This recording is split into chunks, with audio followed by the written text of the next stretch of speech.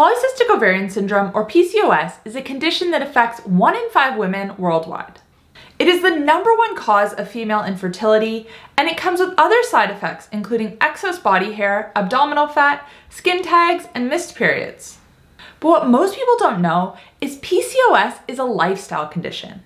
It is caused by diet and lifestyle choices, and it can be reversed through diet and lifestyle choices. You are not stuck with PCOS for life. Yes, there is a genetic component to it, but just because you are genetically predisposed does not mean you're going to automatically develop it. Now, when you have PCOS, your food choices are important. They can determine whether your PCOS symptoms get better or worse. To reverse PCOS, your diet should follow these 5 main principles. Number 1, eating whole foods whenever possible. This means unprocessed vegetables, fruits, nuts, seeds, fats, and proteins. If you have PCOS, this means that your blood sugar is out of balance to some degree. And when our blood sugar is out of balance, our insulin levels are high. It is the high levels of insulin that actually cause PCOS symptoms and lead to a diagnosis. High insulin blocks the ovaries from converting testosterone to estrogen, causing high testosterone, which is the first main symptom of PCOS. When we don't have this increase in estrogen in the middle of our cycle, we don't ovulate, and this leads to cysts on our ovaries, which is the second main symptom. And when we don't ovulate, we miss our period or it becomes delayed. And irregular periods are the third main symptom. But if we can balance our blood sugar, our insulin levels start to come back down, and our PCOS symptoms improve. Processed foods cause bigger spikes in blood sugar than unprocessed foods do. So whenever we can base our meals around whole foods, our blood sugar is going to be more stable. This means avoiding packaged foods as much as possible. Now, some of the worst offenders that a lot of people think are healthy, but they can actually make insulin resistance worse, include cereals, orange juices, granola bars, dried fruit, and oat milk. Now, of course, there's a spectrum when it comes to processed food. Not all processed food is bad, but a good rule of thumb is the less processing, the better. The second principle is to eat lower carb options whenever possible. This comes back to keeping our blood sugar stable. Lower carb foods cause less of a blood sugar spike than higher carb foods do. And this is both processed and whole food carbs. Some lower carb swaps you can make are switching tropical fruit for berries, swapping rice for cauliflower rice, and swapping regular chocolate for dark chocolate.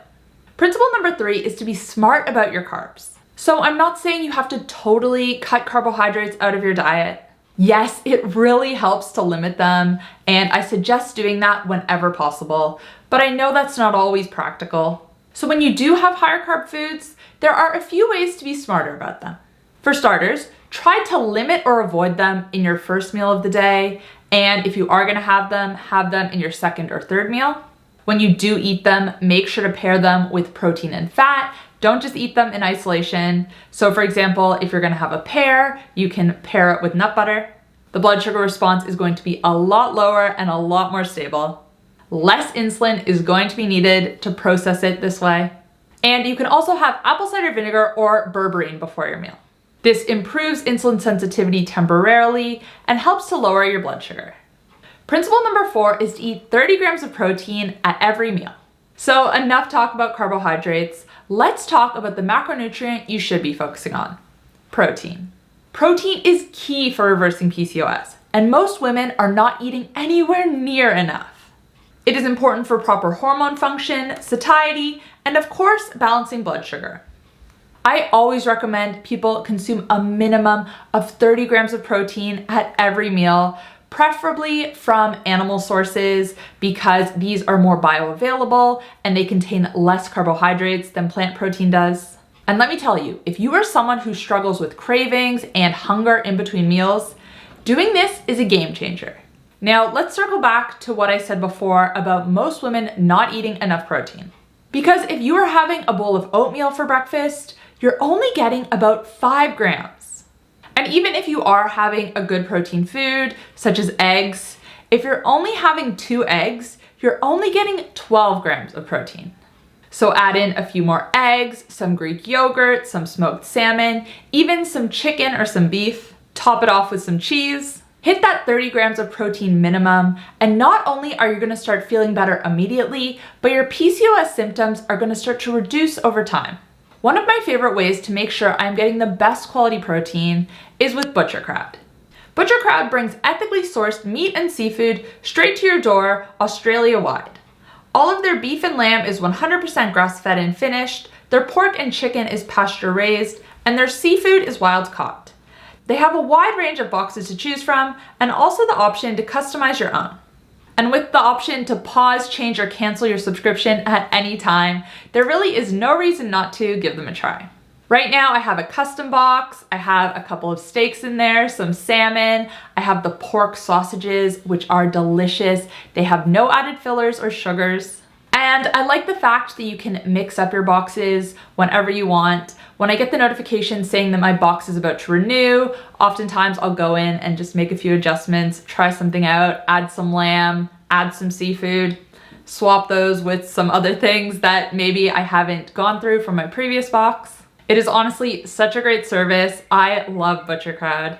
To check out what they have to offer, you can head to healthcoachkait.com/butchercrowd. I'm gonna put that link in the description box down below as well, and use code KATE15 at checkout to save 15% off your first box. Thanks to Butcher Crowd for sponsoring this video. And the fifth principle is to eat less frequently. And by this I mean, try some intermittent fasting. Intermittent fasting is when you spend a certain amount of time every day eating and a certain amount of time every day not eating, aka fasting. Usually I recommend starting with a 12-hour fasting window. So if you finish your last meal at 7 p.m., don't eat anything until 7 a.m. the following morning. Yes, you can have water or unsweetened 0-calorie beverages during this time as well. Those won't break your fast. And if you can push your fasting window to 14 hours, maybe 16 hours, even better. Now I want to be clear that fasting isn't about eating less. You still want to be meeting your energy needs within your feeding window. The reason that fasting helps with PCOS is because when you're in this fasted state, that is when your insulin levels are lowest.